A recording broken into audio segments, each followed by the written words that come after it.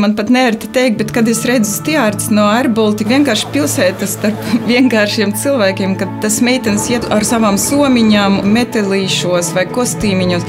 Un ak, Dievs, cik tas ir skaisti. Viņi it kā ļoti vienkārši, bet tā veida, kā viņi sēž un kā tas meitenes, tiešām man uz ielas redzot ir tāds...